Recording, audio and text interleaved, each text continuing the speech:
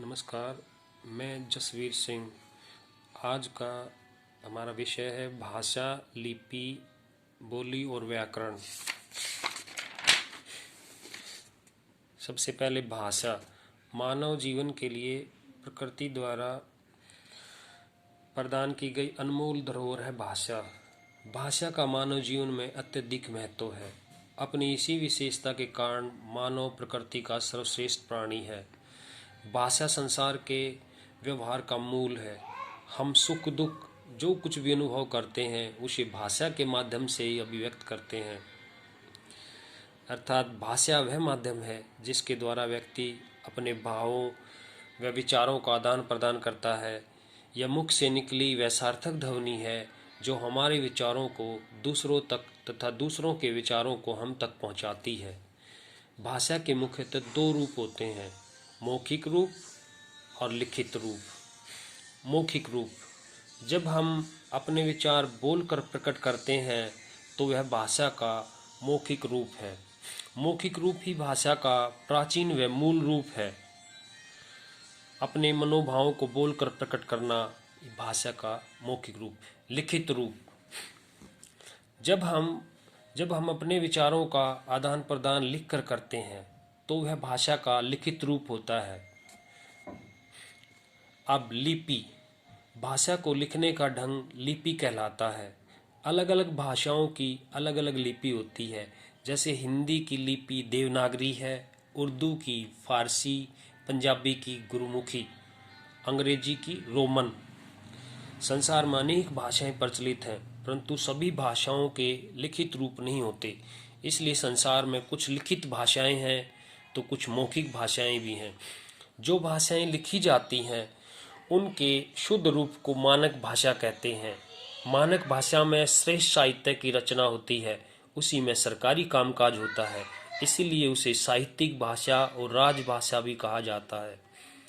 अब सांकेतिक भाषा, यह भी भाषा का एक रूप है।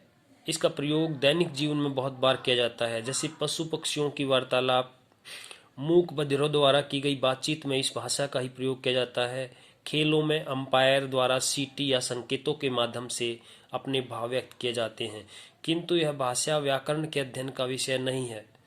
मातृभाषा, मातृभाषा वह भाषा होती है जो बच्चा सबसे पहले अपने परिवार से बोलना सीखता है।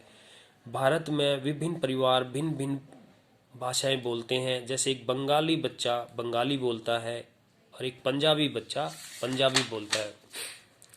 अब राजभाषा, राजभाषा वह भाषा होती है जिसका प्रयोग देश के सरकारी कार्यालयों, संस्थानों और विद्यालयों में कामकाज के लिए किया जाता है। 14 सितंबर 1949 को भारत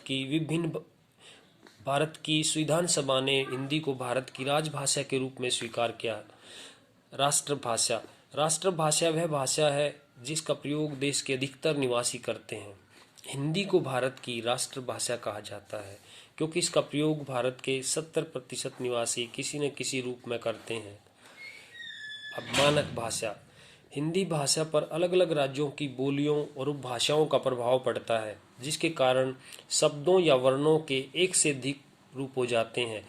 ऐसी स्थिति में हिंदी भाषा का कौन सा रूप शुद्ध है तथा कौन सा अशुद्ध है जैसी समस्याएं उत्पन्न हो जाती हैं। इसलिए भाषा की एक रूपता के लिए विद्वान एवं शिक्षाविद जिस भाषा को मान्यता प्रदान करते हैं उसे मानक भाषा कहते हैं। जैसे यहाँ अमानक रूप लिखा है संत, मानक रूप है इस तरह का संत।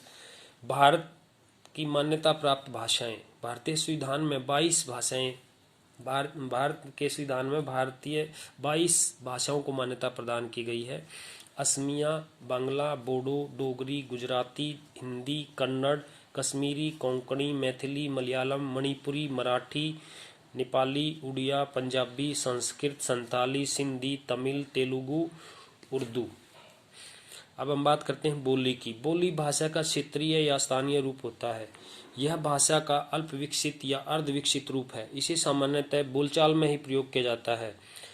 इसमें बहुत अधिक साहित्य की रचना नहीं की जा सकती। बोली अपना विकास नहीं कर पाई, इसलिए बोली तक सीमित रह गई। केवल खड़ी बोली अपना विकास करती हुई आज आधुनिक हिंदी भाषा के रूप में प्रचलित हो गई। कुछ बोलियां हैं जैसे मैथिली है, भोजपुरी है, हिमाचली है, इस तरह के उदाहरण। उपभाषा, जब बोली का क्षेत्र थोड़ा बड़ा हो जाता है तब वह उपभाषा का रूप ले लेती है। उपभाषाओं में साहित्य की रचना होती है।